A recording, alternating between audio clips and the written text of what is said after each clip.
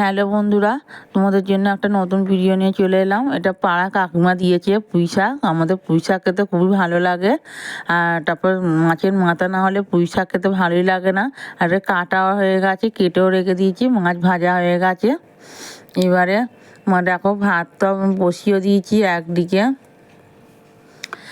দুটো মাথা দিয়ে দিয়েছি। মাছের মাথাগুলো দিয়ে ভালো করে শুকনো শুকনো করে নেব। করে নিয়ে এবারে মাছের ঝালটাকে আমি করব। দেখো আর একটু কাই রেখে দেবো, নাহলে ভাত দিয়ে খেতে পারবে না কেউ। এবারে সব রান্না হয়ে গেছে। এবারে আমি বরকে টিফিন দিয়ে দিচ্ছি, সে আমার বর নিয়ে যাবে। আর অনেকটা দূরে কারখানা, সেই জন্য খেতে আসতে পারে না। এবারে দেখো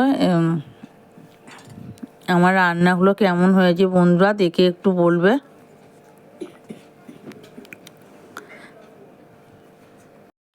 এবারে দেখো তার সাথে একটু রুটি করা হয়। আমার বরমশাই বলে আমি রুটি খাবো না। ঠিক আছে, এবারে দোকানে গেলাম, চানাচুর বিস্কুট কিনে নিয়ে এলাম, তাতে একটু চিড়ে কিনে নিয়ে এলাম, চিড়েটা খাবো আর একটু বিস্কুট। এবারে দেখো চা দিয়ে আমি বিস্কুট খাচ্ছি। আমি মেরি বিস্কুট খাই না, এই বিস্কুটই খাই।